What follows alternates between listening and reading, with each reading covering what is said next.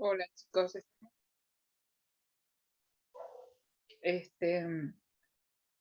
seguimos con el videíto de recién y les digo algunas cositas que por ahí lo vamos a hacer un repaso así completo.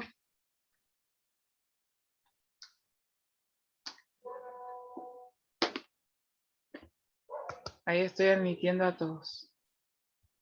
Ahora voy a poner algo que siempre me olvido del principio, que es compartir pantalla. Esperen que si no se me escapan algunos.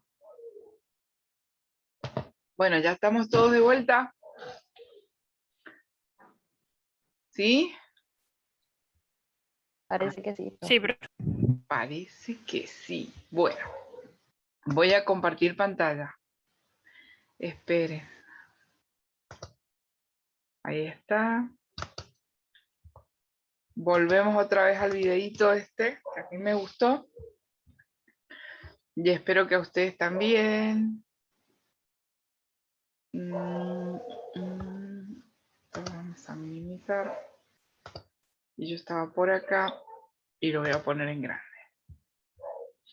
Entonces, haciendo un repaso rápidamente de lo que vimos recién, porque en la primera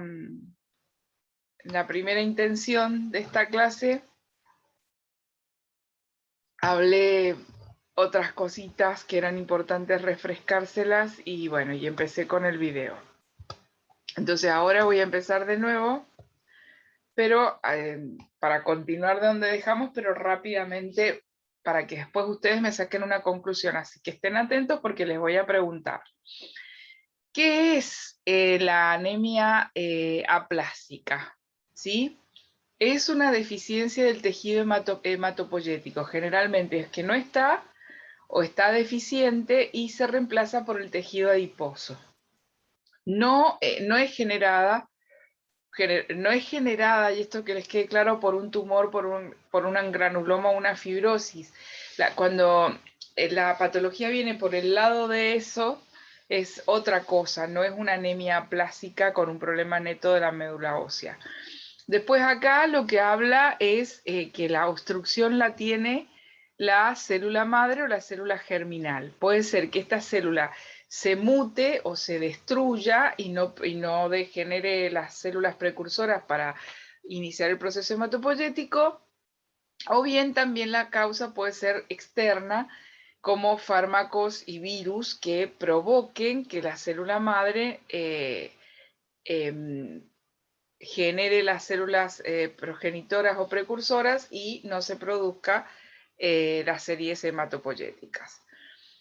Cuando es por fármacos o virus, los que entran en acción son los linfocitos T helper. Estos linfocitos son importantes porque ataca a al antígeno, digamos, que tiene el organismo, pero a su vez también no soluciona el problema, sino que lo agrava en cuanto a la situación de interrupción del proceso hematopoyético.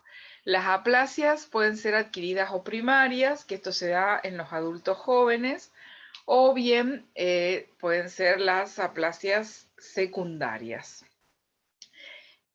Cuando hay ataque de los linfocitos T helper, está con la ayuda del interferón, de la gamma interferón, y también por otro tipo de células y de gamma globulinas que ayudan a los linfocitos T helper a combatir los fármacos y los virus que provocan este tipo de situación. ¿Qué más? Profe, ¿Sí? una pregunta. ¿Sí? Esta anemia, justamente, ¿va de la mano con la patología que ella presentó, con una cirrosis hepática autoinmune? ¿Qué presentó quién? Mi mamá. Ah, mi amor. Puede ser, sí. Es No, profe. Carlita la que me está hablando. Sí, Sí, sí, sí. Carlita, puede ser. Puede ser una aplasia medular que ella haya tenido y que sea secundaria y ocasionada por fármacos, ¿eh? Mira, Ujú. los fármacos, el clorafenicol, la sulfamida, las sales de oro, todas esas Eso es... me llama la atención poderosamente porque no recuerdo que ella haya tomado, pero sí el médico me dijo que no hay estudio para saberlo, pero puede ser el coronavirus que puede haberlo hecho. Ah, Pero también me llama la atención la cirrosis hepática que ella está haciendo, que es autoinmune, que es una enfermedad en la sangre. sí. Y ese tipo de diagnósticos generalmente son idiopáticos, porque por más estudio que les hagan, los médicos les cuesta saber cuál es el origen específico de este tipo de desencadenamiento en las diferentes patologías. Y esto puede llegar a estar pasando con tu mamá. ¿Se entiende? Porque ella Sí, es y grande ya, ha pasado por muchas y bueno, y esto es lo que sucede a veces. En este caso, la clínica de este paciente, para que nosotros podamos decir que es una anemia aplásica, el paciente tiene que presentar síndrome anémico. ¿Por qué? Porque hay disminución de glóbulos rojos, infecciones porque hay disminución de glóbulos blancos y hemorragias porque hay disminución de plaquetas, o sea que en un paciente con estas características se espera eso. Ahora no tienen que haber megalias, que se les llama, como por ejemplo la esplenomegalia. Cuando hay esplenomegalia, se descarta la aplasia idiopática o la aplasia medular, porque ya el problema ahí es del vaso, ¿sí? Por eso no permite, cuando ya el problema lo genera una megalia, como una esplenomegalia, que es el agrandamiento del vaso, y ya no estamos hablando de aplasia idiopática. Por eso nuestros estudios, los estudios que genera el laboratorio, si bien ayudan un montón, pero también abren el abanico a un montón de cosas. No se puede quedar el médico con solamente los estudios del laboratorio, tiene que hacer otro tipo de estudios para confirmar un diagnóstico tan importante como en este caso una anemia aplásica. El aspirado de médula ósea en seco es un estudio que ayuda. La biopsia de la médula ósea, eso va a confirmar un diagnóstico de hipocelularidad y nos va a decir que no es por una mielodisplasia o una hemoglobina paroxística nocturna, porque también puede haber un problema de ese tipo o este tipo de síntomas debido a esas otras dos patologías. ¿Qué va a pasar con el hemograma en una anemia plástica? Va a haber una pancitopenia, que quiere decir que hay disminución de las tres series, la roja, la blanca y las plaquetas. Pero el volumen corpuscular medio va a estar normal o elevado. Y sin embargo, como hablamos al principio en el otro video, por eso no siempre el volumen corpuscular medio va a condecirse con una hemoglobina disminuida. En este caso el volumen corpuscular medio es normal o elevado, pero la hemoglobina corpuscular media está disminuida. Los reticulocitos van a estar bajos o pueden estar en cero. Esto puede provocar una eritroblastopenia, que quiere decir que en la fórmula leucocitaria no vamos a encontrar células inmaduras. En este caso y en esta anemia, la fórmula leucocitaria no nos va a ayudar mucho en el diagnóstico, porque al haber tantas pocas células, van a ser células que no vamos a ver, que pueden llegar a existir, pero al ser tan poquitas, por ahí no las identificamos en una fórmula leucocitaria. Entonces, podemos llegar a decir que hay una eritroblastopenia si encontramos algún eritroblasto, que estamos hablando de un glóbulo rojo inmaduro, perdido ahí por un lado o por el otro, pero la fórmula leucocitaria no va a ser tan específica para este tipo de diagnóstico. Fíjense qué importante que son todos los parámetros del hemograma, que no siempre en una situación de anemia regenerativa, por un problema en la médula ósea, nos lo va a resolver la fórmula. En este caso, la fórmula nos puede ayudar si es que encontramos alguno que otro glóbulo rojo inmaduro, pero al ser tan poquitos, por ahí no podemos definir a través de la fórmula qué es lo que está pasando. Después que habla de los tratamientos, que el tratamiento es uno para las personas que son en la franja etaria antes de los 40 años, y el tratamiento va a ser diferente para las personas que están después de los 40 años. Para para las más jóvenes puede haber un trasplante de médula ósea exitoso, ¿sí? Cuando están graves o muy graves, y no se piensa dos veces y se hace un trasplante. En cambio, para los que son más de 40 años, primero se hace una terapia con inmunosupresores, gamas globulinas, ¿sí?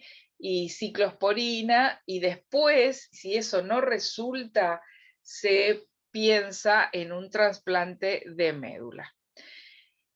Entonces, chicos, volvemos, esto es más bien para los médicos, ¿no es cierto? Pero ¿qué pasa? Nosotros también lo tenemos que saber, porque si nosotros estamos siguiendo un paciente con estas características y después el paciente sigue viniendo a nuestro laboratorio ya trasplantado o con un tratamiento, nosotros lo tenemos que saber, porque le tenemos que seguir dando los resultados certeros al médico con sus variaciones que pueden existir dependiendo del tratamiento que está siguiendo.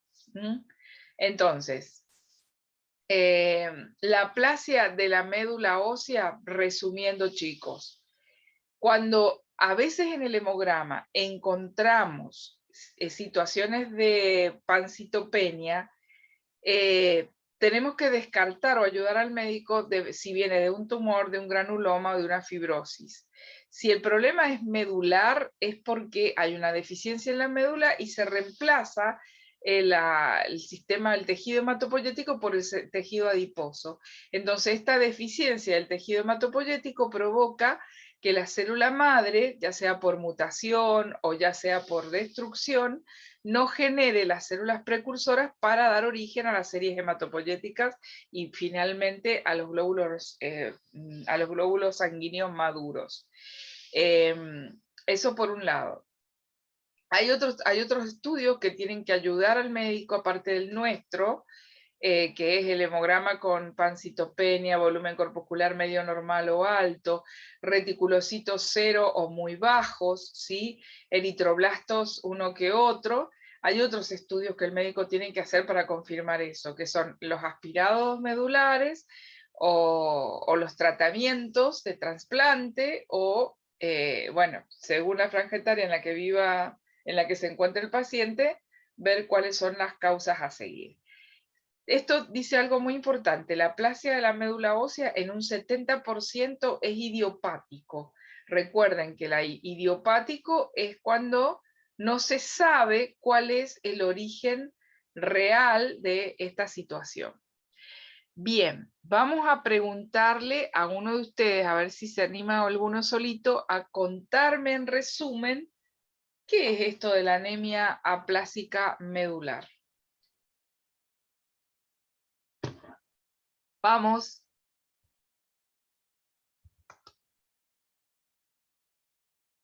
¿Quién está ahí?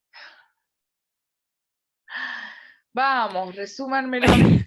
No, Bueno, otra vez profe, la Belu. participo yo. Si ¿Por no, si qué? se ofrece ¿Sabés alguien qué, más. Belén, sabés qué pasa? Que vos sos porteña, yo te dije. Las Bueno, porteñas son valientes, recontra valientes. Ay, Dios mío, dale, dale, vos dale. bueno, lo que vimos de la aplasia de la médula ósea es una patología donde se tiene una deficiencia del tejido hematopoyético, es decir, Sí, una falta de desarrollo.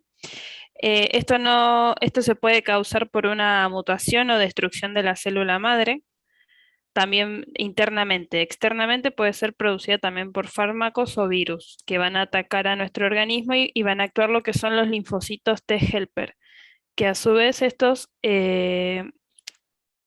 cuando atacan a producir, es que se pongan, por así decirlo, en contra del organismo, empeorando la situación. Son ayudados por la gamma globulina y por el interferón. muy bien. Hay dos tipos, lo que es la primaria y la secundaria. En el caso de la primaria, ataca lo que son los adultos jóvenes, En el caso de la secundaria es para los mayores de 40 años. Y en el caso de la secundaria también puede ser producida por lo que son los fármacos, virus, gestación, que puede producir una eritroblastopenia selectiva adquirida. También puede producir una hemoglobinuria peroxítica, ¿puede ser por ese? Paroxítica. Ah, Bien. paroxítica. Los diagnósticos que vamos a encontrar en el caso de estos pacientes son que se encuentran en estado anémico, tienen una infección y también puede ser que estén padeciendo hemorragias. Muy bien. Eh, las analíticas fundamentales van a ser el hemograma y que en él vamos a encontrar lo que es una pancitopenia, que es la disminución de la serie blanca, roja y plaquetas. También vamos a encontrar a los reticulocitos bajos o normales y el volumen corpuscular medio, normal o alto. La fórmula leucocitaria no nos va a permitir poder identificar esta patología. Muy Va a bien. ser como imprecisa. Y en el caso de los tratamientos que podemos encontrar son para los jóvenes de 40 años, un exitoso trasplante de médula ósea, y cuando es mayor de 40 años hacemos lo que es la quimioterapia, y si no funciona hacemos lo que es el trasplante de médula ósea. Muy bien, excelente. Genial, anímense todos a hacer lo que hace Belén, si bien no lo digan acá en la clase, pero háganlo también ustedes en su casa o solitos, o escriban las ideas principales de las conclusiones de cada clase, porque entonces les es redituable el tiempo que invirtieron en escuchar y también en objetar, porque yo en el primer video les voy diciendo ahora, me equivoqué. Sí, porque creo que dije, yo después me vuelvo a escuchar y cuando me equivoco lo voy a escribir en el foro, siempre hago eso y me corrijo, digamos. Me sirve mucho volverme a escuchar y me doy cuenta a veces que digo sandeces también, ¿no? Creo, no lo recuerdo, por eso me tengo que volver a escuchar, me parece que dije que una de las causas puede ser tumoral, fibrosis o granuloma, y en realidad ahí dice clarito que no, que se puede confundir con esos diagnósticos, pero cuando se trata de aplasia medular, anemia de aplasia medular, el origen no puede ser tumoral, no puede ser por un tumor, no puede ser por un granuloma, ni tampoco por una fibrosis. Entonces eso es importante que lo tengan claro. Bien, acá estamos viendo la serie roja, esto es el hemograma, ¿sí? Los hematíes, los glóbulos rojos. En las mujeres son 4.800.000. En realidad, ustedes lo pueden ver escrito así, que no es lo ideal, que sea así 5,5 millones por milímetro cúbico, pero hay resultados o informes en los que los van a ver así, sino con todos los ceros, 5.500.000, y si no solamente con la coma, que no significa que el hombre tenga 5,5, sino que son 5.500.000, eso significa 5,5, y 4.800.000 las mujeres.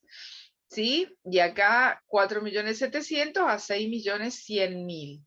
Entonces, es para que ustedes vean, en general, es poco los informes de resultados del laboratorio que ustedes van a ver todos los ceros puestos. Los pueden ver de estas distintas maneras, escritos los resultados y significan lo mismo. Ustedes ya saben que cuando se habla de glóbulos rojos, estamos hablando de glóbulos rojos en millones, siempre. Y se puede representar gráficamente de esta manera. Bien. Que tu moto está en el patio, pa. Ah, perdón, pensé que me estaban hablando a mí y me puse con... Ay, disculpe. No, está bien, no importa. Bueno, sigamos con esto. Esta es la serie roja. Dentro de la serie roja también tenemos los índices eritrocitarios y vamos a tener la hemoglobina. ¿Cuándo vamos a decir que existe poliglobulia? Cuando tenemos un hematocrito muy alto, que es lo que nos indica que, porque acuérdense que el hematocrito es el volumen total de glóbulos rojos con respecto a todo el volumen de la sangre. Entonces, cuando hay demasiada cantidad de glóbulos rojos, nos lo va a indicar un hematocrito. Y también, por supuesto, glóbulos rojos en millones, porque calculamos el glóbulo rojo en millón de acuerdo al hematocrito. La poliglobulia primaria puede presentar una policitemia, ¿sí? Y una poliglobulia secundaria, ¿qué es esto de policitemia? Exactamente eso, muchas células sanguíneas en el tejido sanguíneo o en el plasma, ¿sí? En este caso las células protagonistas son los glóbulos rojos, ¿sí? ¿Me van siguiendo hasta acá? Son términos que yo les decía recién que ustedes tienen que retener. Por ejemplo, vamos a escuchar, tiene poliglobulia, hay una policitemia, existe la poliglobulia primaria y la poliglobulia secundaria. Y todo esto está de la mano de la hemoglobina, porque la hemoglobina es una sustancia que contiene el glóbulo rojo. Por lo tanto, si hablamos de serie roja, valores normales de serie roja o alteraciones en la serie roja, nunca vamos a dejar de lado a la hemoglobina. Solamente que sí tenemos que tener en cuenta que las patologías que denominamos anemias, la disminución del parámetro del hemograma que nos va a indicar ese diagnóstico es pura y exclusivamente la disminución de la hemoglobina. Que en las mujeres la hemoglobina puede variar entre 14 a 18 gramos por decilitro o miligramos por decilitro, ¿sí? Gramos por decilitro en este caso. Perdón, en las mujeres de 12 a 16, en el hombre 14 a 18, ¿sí? O sea que generalmente, ¿cuál es la media? 16 más menos 2 en el hombre y 14 más menos 2 en las mujeres, ¿sí? Entonces, esa es la hemoglobina que le llaman, cuando nosotros vemos que es valores normales.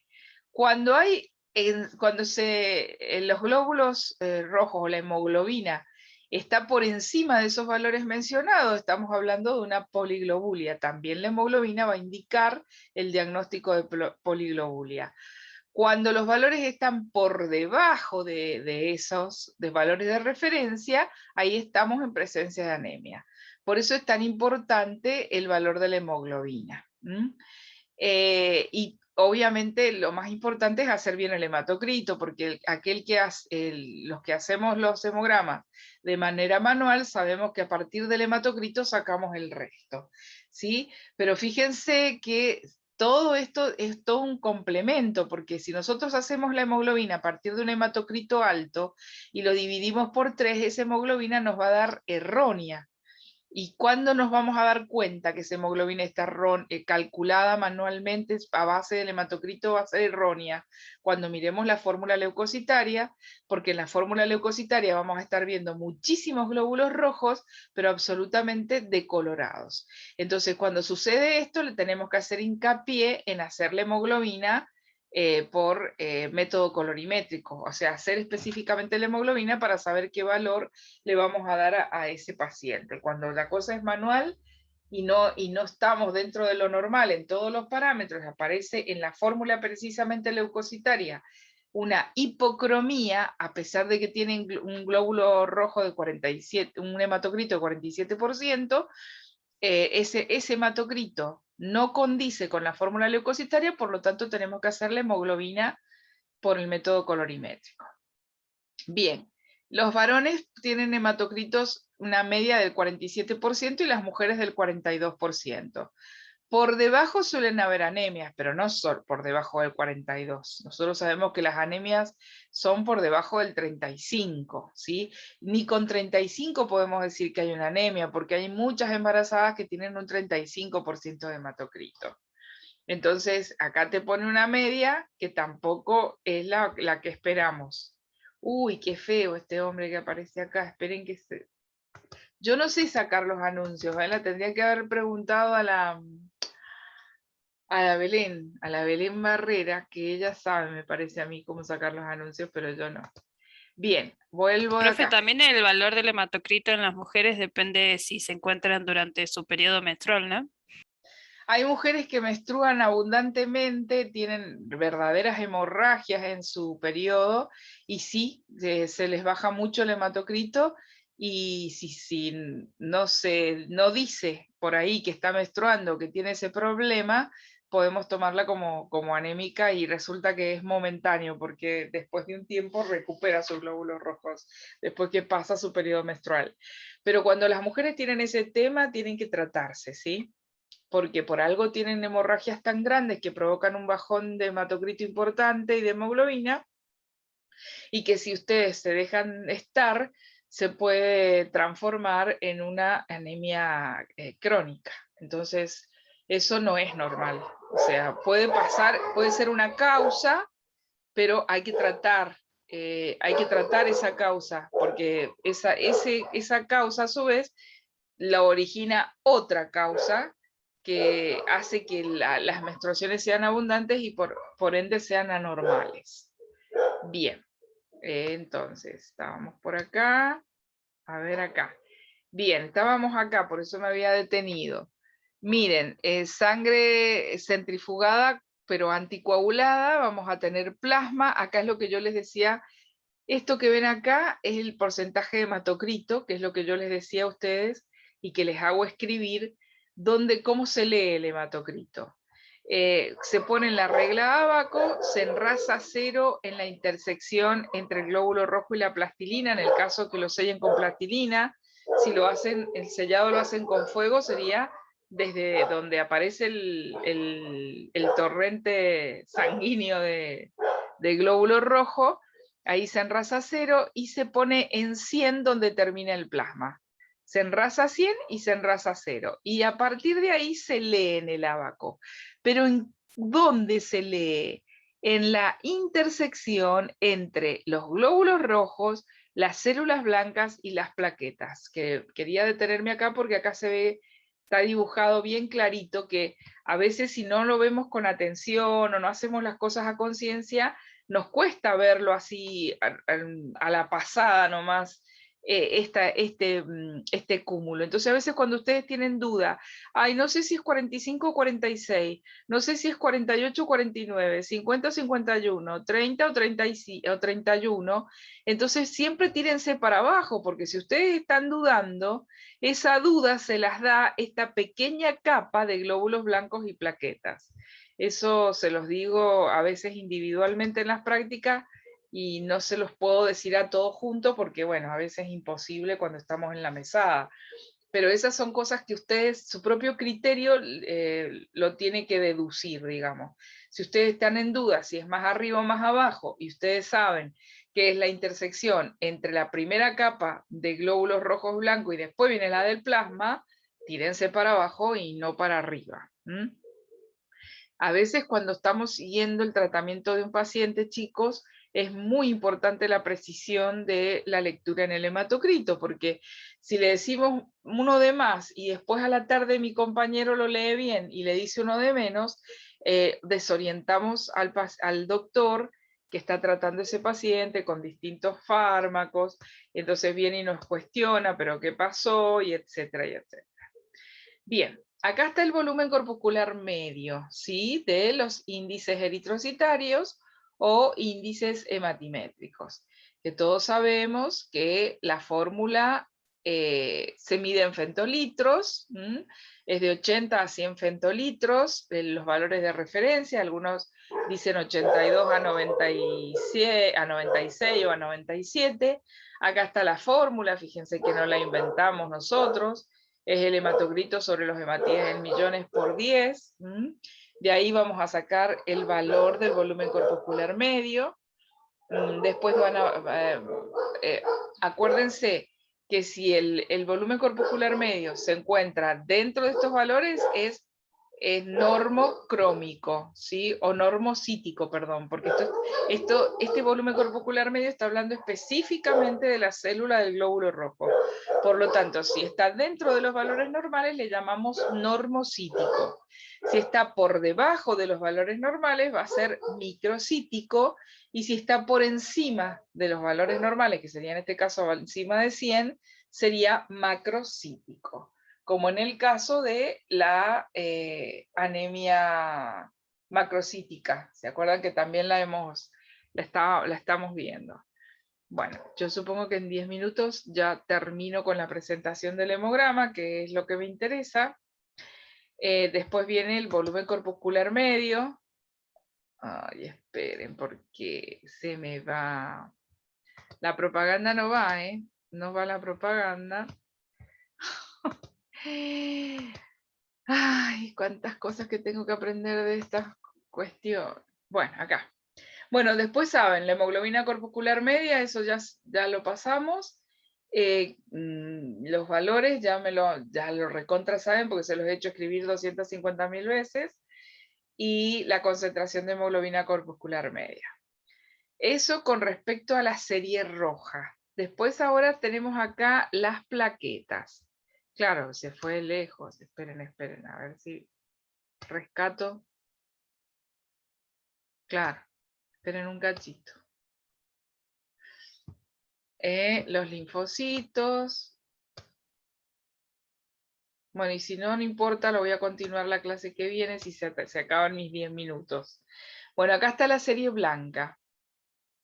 Cuando hablamos de serie blanca, ustedes saben que hay un recuento de blanco cuantitativo y un recuento de blanco cualitativo. ¿Sí? Cuando hablamos de recuento de blanco cualitativo, estamos en esta parte. Cuando vemos que es un neutrófilo, cuando los neutrófilos están por encima, son muchísimos, se les llama neutrofilia, y cuando están bajos se les llama neutropenia. Cuando hablamos de valores absolutos, hablamos de conteo cuantitativo. El valor absoluto de los neutrófilos oscila entre 3.000 y 5.000, y el valor relativo es cuando se da en porcentaje, de un 55 a un 65%. ¿Sí? Nosotros, cuando hacemos el conteo cuantitativo, no podemos diferenciar si es neutrófilo, eosinófilo, basófilo, solamente tenemos un número, ¿sí? Pero cuando hacemos el chequeo, el estudio cualitativo, ahí sí tenemos identificado cuál es cuál y podemos encerrarlos en un valor absoluto de 3.000 a 5.000 y un valor relativo de 55 a 65 o de 50 a 70, como digo yo. Cuando existe neutrofilia, esto es otra cosa importante, es conceptual, las infecciones pueden ser bacterianas, puede ser una neoplasia hematológica, leucemia mieloide crónica o una invasión metastásica de médula ósea. Estamos hablando de cosas muy importantes, infecciones bacterianas que causan fiebre, neoplasia hematológica que puede llevarnos a una leucemia mieloide horrible crónica que termina en un cáncer blanco, o una invasión metastásica de médula ósea que ya está hablando también de un tipo de cáncer, carcinoma. Después la neutropenia congénita o adquirida.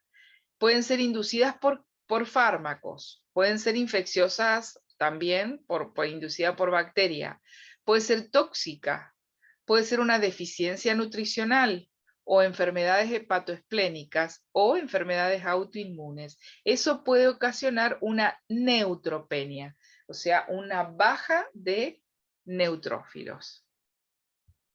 Bien, a ver si puedo, esto lo saco de acá, sí. Bien, la neutrofilia son de 7.500 microlitros y la neutropenia leve es 1.000, moderada es de 500 a 1.000 y una neutropenia severa es de 500 microlitros.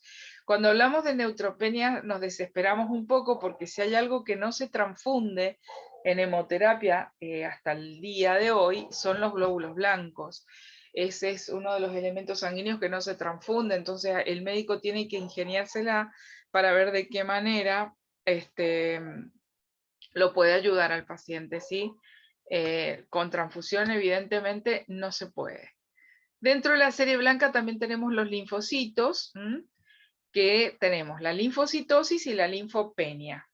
Los linfocitos, valor absoluto va entre los 1500 a 4000, valor relativo del 25 al 35%, que lo que se informa es el valor relativo, en realidad, de estos glóbulos. Cuando hay linfocitosis puede ser fisiológica, que ya se los dije, en los recién nacidos es normal. Puede ser infecciosa, también puede ser virus, bacteria o por tuberculosis, que es una bacteria. La hemopatía, leucemias linfáticas crónicas, enfermedades inflamatorias, endocrinopatías como la diabetes o la tirotoxicosis, y también la radiación, mayor de 4000 microlitros, es lo que pasa con las linfocitosis. Estas son las causas de las linfocitosis y nosotros estamos ayudando al médico para un diagnóstico presuntivo. ¿Qué quiere decir? Que tenemos que conocer las causas, ¿sí? Pues por eso es tan importante la edad, porque una linfocitosis puede ser fisiológica, puede ser por la edad del paciente y no porque esté enfermo. Pero generalmente lo común es que las linfocitosis sean por virus.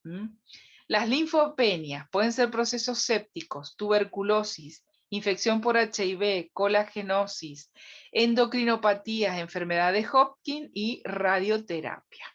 ¿Sí? Todo esto provoca un bajón de los linfocitos. Y esto es muy común en las personas oncológicas que les están haciendo tratamiento de quimio o de rayo. Enfermedad de Hodgkin es las enfermedades de la tiroides. Después tiene la serie blanca también monocitos, eosinófilos y basófilos. Monocitos, el valor relativo es del 4,8, de 100 a 500 microlitros. Los eosinófilos de 20 a 350 microlitros. El valor relativo es de 0,5 a 4. Y los basófilos, que generalmente es de 10 a 100 microlitros, y el valor relativo es de 0,5 a 1. Es decir, basófilos no deberían encontrarse. ¿Qué pasa con las causas? Fíjense que entre estos tres está primero en número el monocito, le sigue el eosinófilo y casi nada el basófilo. Estas causas también son importantes y son preguntas de examen y es para tenerlo muy en cuenta. Fíjense, los monocitos, vamos a empezar seguramente, esperen, que pueden ser más de 1000. Mayor de 1000 microlitros.